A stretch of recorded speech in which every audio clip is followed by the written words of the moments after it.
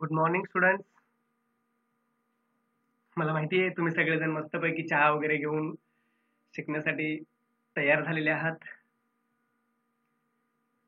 आपला आजचा विषय आहे मराठी घटक व्याकरण उपघटक विराम चिन्ह. अब सबके दिमाग में आया होगा स्क्रीन पे देख के, अरे ये क्या पंचुएशन मार्क्स तो हम उसी दिन पढ़े, आज वापस आया है. यस स्टूडेंट्स, उस दिन हम लोगों ने जो वीडियो बनाया था, जो यूट्यूब को वीडियो मैंने आपको भेजा था, मुझे इसे लगा कि कहीं ना कहीं आपको डाउट रहेगा, इसीलिए वही डाउट क्लियर करने के लिए मैं आज वापस आपको सेम वीडियो बना के आपको भेज रहा हूं. सो स्टूडेंट्स, मैं आपके सामने प्रेजेंट करने जा रहा हूं विराम चिन्ह. उस दिन आप लोगों ने वीडियो में देखा होगा विराम चिन्ह मतलब क्या है. इंग्लिश में उसे कहते हैं पंक्चुएशन मार्क्स. तो what is the definition of punctuation marks? किसे कहते हैं विराम चिन्ह? तो चलिए देखते हैं. विराम चिन्ह इस शब्दों को हम दो हिस्सों में बांट लेते हैं. पहला हिस्सा है विराम और दूसरा है हिस्सा चिन्ह. विराम मतलब स्टॉप, थांबा. बस स्टॉप की बात नहीं कर रहा हूं मैं. विराम मतलब रुकना, एक जगह पर रुकना, स्टॉप हो जाना. और चिन्ह का मतलब होता है सिंबल. तो स्टूडेंट्स, ये जो सिंबल्स है वो भाषा में बहुत ही महत्वपूर्ण होते हैं. अब वापस सवाल आया, भाषा किसे कहते हैं? भाषा. What is mean by the language? What is the definition of language? Language means अपने विचारों को आदान प्रदान करने के लिए, हमारे मन के भाव को व्यक्त करने के लिए जिसका हम सहारा लेते हैं उसे कहते हैं भाषा. अब ये भाषा व्यक्त करने के लिए जिसमें विराम चिन्हों का अनन्य साधारण महत्व है, बहुत ज्यादा महत्व है. सो स्टूडेंट्स, चलिए आज हम लोग देखते हैं विराम चिन्ह. क्यों हमें विराम चिन्हों की पढ़ाई करनी चाहिए? विराम चिन्ह का मतलब होता है, मैंने पहले ही बताया, विराम का मतलब रुकना, थामना. ये विराम चिन्ह हमारे मन के भावों को, विचारों को व्यक्त करने के लिए बहुत ही महत्वपूर्ण साबित होते हैं. भाषा में लेखन, वाचन, वो सब चीजों को, ये जो क्रिया होती रहती है उसमें महत्व ज्यादा है. अब जब बोलने वाला बोलता है, सुनने वाले को समझ में आना चाहिए. तो बोलने वाला बीच बीच में क्या होता है, रुकता है. सेंटेंस कंप्लीट हो जाए रुक जाता है. कभी कभी कम समय के लिए रुकता है, कभी कभी ज्यादा समय के लिए रुकता है. तो बोलते समय तो ये ठीक है, लेकिन लिखते समय कैसे? तो लिखते समय जिन जिन जगहों पर हम लोग रुकते हैं वहां पर एक साइन यूज करते हैं, उसको लैंग्वेज में विराम चिन्ह, पंक्चुएशन मार्क कहते हैं. मतलब ये पंक्चुएशन मार्क्स हमें लिखते समय महत्वपूर्ण होते हैं. बोलताना किंवा लिहिताना अर्थ नीट लक्षात यावा म्हणून शब्द व वाक्य यामध्ये काही काळ थांबावे लागते.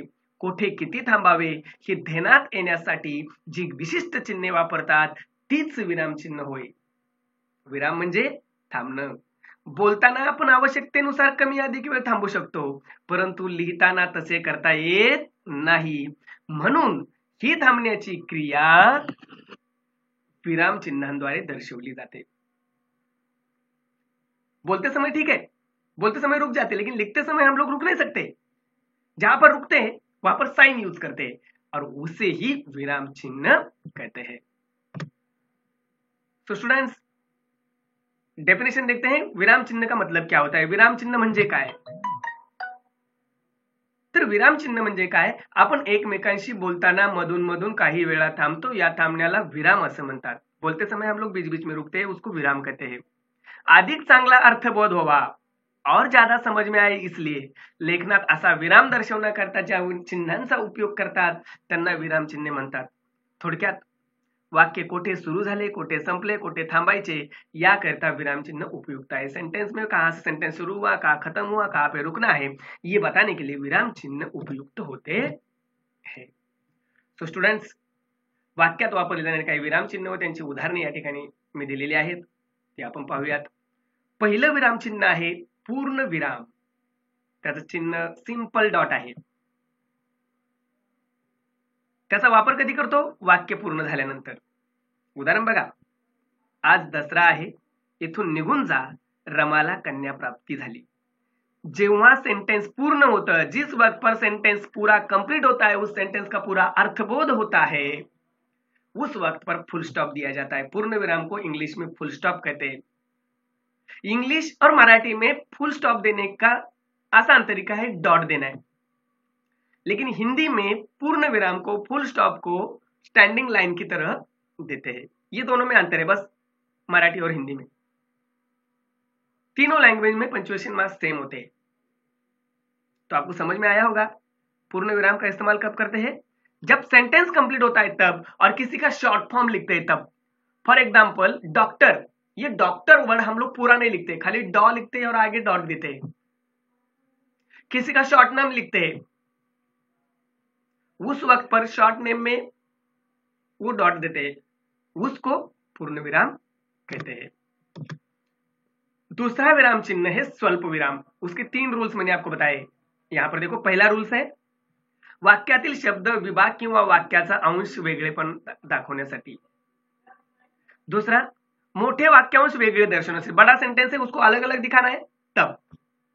समान वाक्य निराळी दाखवण्याकरता, सेम सेंटेंस अलग अलग दिखाने के लिए। और चौथा, एकाच वाक्यात 2 पेक्षा अधिक शब्द आले, तर एक ही सेंटेंस में एक ही जाति के अनेक सारे शब्द आए तो उस वक्त पर वो करते। एग्जाम्पल मैंने आपके सामने दिया। चौथा एग्जाम्पल देख लीजिए यहां पर बच्चों, कृष्णाने कोबी, मटार, भिंडी, पालक, मुळा या भाज्या आणल्या।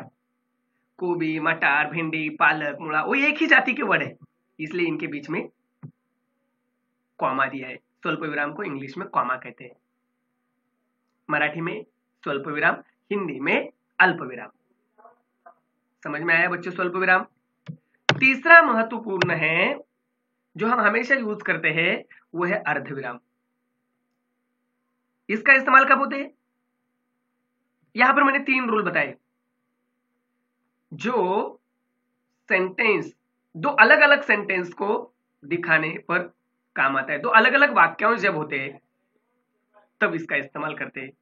दूसरा रूल्स देखिए, यहां पर लिखा है मैंने, संयुक्त वाक्यातील, संयुक्त मतलब कंपाउंड सेंटेंस। आप लोग वाक्य प्रकार में पढ़े होंगे, टाइप्स ऑफ सेंटेंस में पढ़े होंगे, common sentence, simple sentence, compound sentence and complex sentence. तो ये कॉम्प्लेक्स कंपाउंड सेंटेंस का एग्जांपल। और तीसरा, 2 छोटी वाक्य उभयन्वयी अव्ययीने जोडली असतात। इन शॉर्ट में आपको बच्चों में बताऊं, अर्धविराम का इस्तेमाल जब 2 वाक्य जोड़ने के लिए किया जाता है, जब 2 वाक्य समुच्चय बोधक अव्यय से यानी कि उभयन्वयी अव्यय से जोड़े जाते हैं तब इसका इस्तेमाल करते हैं।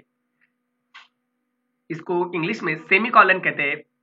उसका साइन एक डॉट और अल्प विराम कॉमा ऐसे करके देते हैं। नेक्स्ट है प्रश्न चिन्ह। इसका इस्तेमाल सेंटेंस में जब क्वेश्चन पूछा जाता है तब किया जाता है, या सेंटेंस में क्वेश्चन आता है तब वो क्वेश्चन पूछा जाता है। इसको इंग्लिश में क्वेश्चन मार्क्स कहते हैं, हिंदी में और मराठी में प्रश्न चिन्ह कहते हैं। 2 एग्जाम्पल मैंने यहां पर दिए। रमाची परीक्षा कधी आहे, प्रश्न पूछा गया है। सुरेशचे लग्न कधी होणार, प्रश्न पूछा गया है, इसलिए इनके लास्ट में क्वेश्चन मार्क दिया है। इस प्रकार बच्चों आज हम लोगों ने 4 विराम चिन्ह देखे हैं। पहला है पूर्ण विराम, दूसरा है स्वल्प विराम, तीसरा है अर्ध विराम और चौथा है प्रश्न चिन्ह।